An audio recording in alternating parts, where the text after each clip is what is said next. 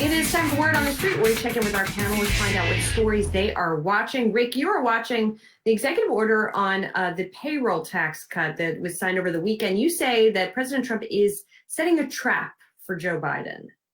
Yeah, so the payroll tax cut is a deferral of taxes that I guess is going to go into effect on September 1st all the way through December 31st for such 4 months, if the Treasury Department can figure out how to make that happen. But since it's a deferral, that means you're going to owe the tax in 2021. You're just not going to have to pay it yet. So Trump says if he gets reelected, he's going to forgive the tax, so nobody has to pay it back, and that puts Joe Biden in the weird position of essentially having to raise a tax by putting that tax back in. Now, I think there's no chance Trump could do that if he gets reelected. That would require Congress. They're the ones who make the laws on this. And let's remember, the payroll tax funds Medicare and Social Security, which are already in rough shape and would be even worse if there were less payroll taxes coming in to fund those programs. But I mean, this is fun politics, and it's just, what happens during the silly season leading up to elections.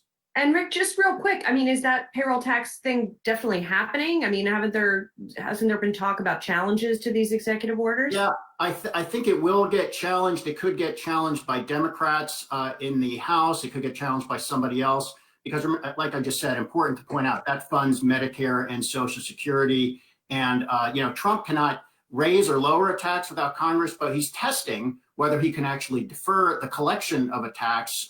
So we're going to find out. We will indeed. And Dan, you're looking at Huawei, which shortly after becoming the largest smartphone maker, now says it's running out of chips for those smartphones. Yeah, it's the company's basically saying that because of the sanctions that the U.S. has placed on it, it's going to run out of chips to put in their smartphones by next month. That means that they wouldn't be able to put in some of their high-end smartphone chips. They may have to end up relying on their own designs. And basically, this all comes down to Huawei being on the entity list and then not being able to get access to things like Qualcomm chips, which are usually put into a lot of Huawei devices. Now, Qualcomm on Sunday was lobbying the Trump administration to try to get access to Huawei smartphones and basically allow them to send those chips over there. But still no movement quite yet. It'll be interesting to see what ends up happening here. I'm sure Huawei will find a way to come up with chips. They'll find some other supplier, but the fact that it's not U.S. companies providing them to one of the largest, if not the largest smartphone maker in the world, really will put a dent in some of the wallets of some of these U.S. companies. There really are a lot of different fronts on these increased tensions between the U.S. and China.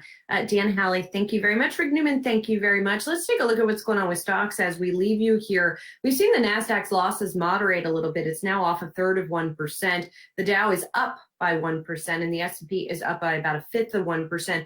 Gold price is back on the upswing today, $2,042 an ounce. Crude oil prices are higher as well, up 2.2% to just over $42. And the 10-year bond is worth a look as well. 0.57% is where we are there. Earnings season not over yet. We're going to hear from a number of big retailers this week. We will be talking about them throughout the week. In the meantime, stay tuned. Much more Yahoo Finance is coming your way. With moderate to severe ulcerative colitis or Crohn's, your plans can change in minutes.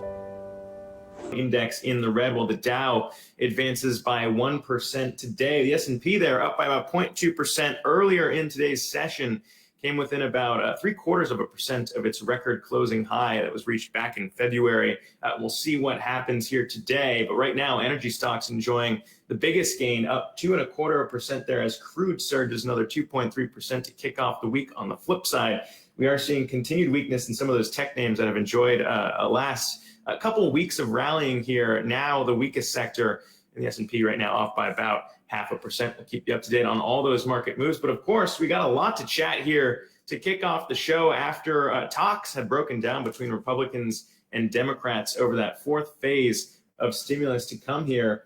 And we got President Trump basically drawing his own card here, taking action himself with 4 executive orders. When we think about what he's trying to do outside of the negotiations that broke down, a lot to discuss there. And today we got the update from Secretary of the Treasury, Steven Mnuchin, saying that he is open to restarting virus relief talks after those talks broke down. They had not talked with Democrats over the weekend. he told CNBC, we're prepared to put more money on the table. But right now, it does seem like that gap is still what it was about a week ago, with Democrats pushing for more than $3 trillion in aid and Republicans still sticking to that $1 trillion number. Both sides remain at odds right now over enhanced employment benefits and state and local government funding as well.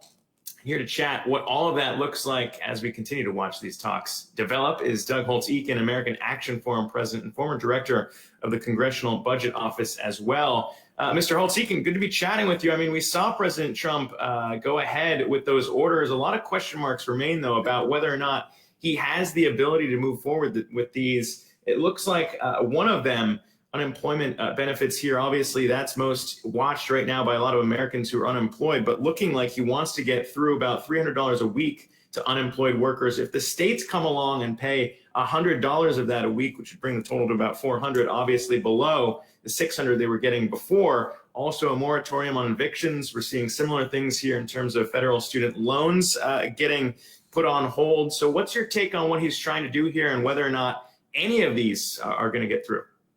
Well, I think on the eviction and the student loans, if you look carefully, those are orders for the agencies to study the issue. So we're not going to see any real action on those.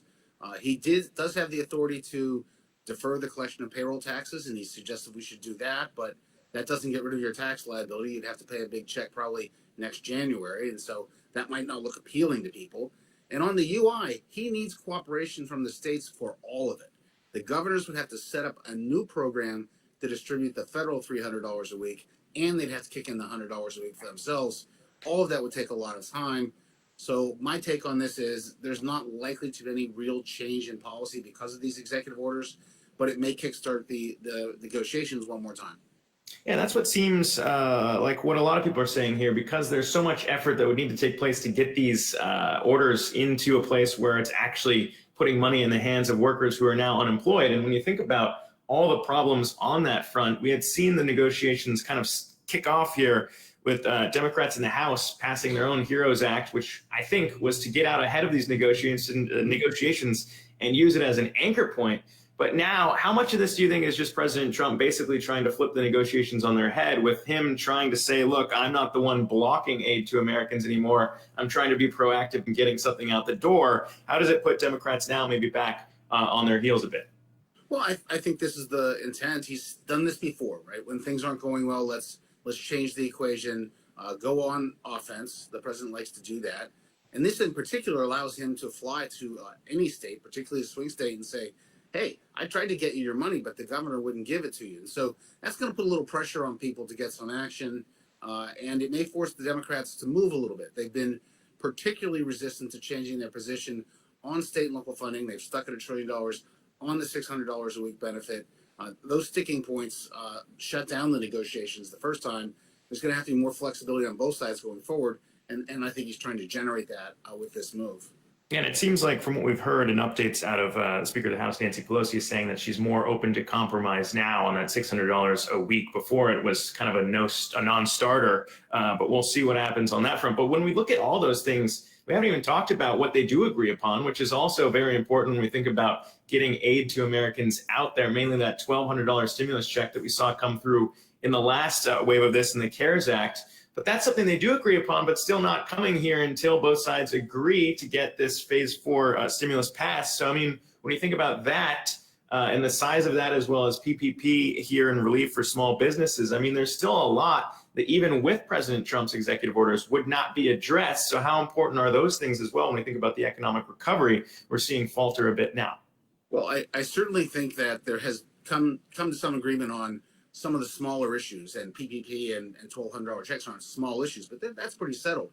It's the three pillars. It's the UI benefit, it's state and local funding. And on the Republican side, it's business liability protection. You know, those are places where no one has moved.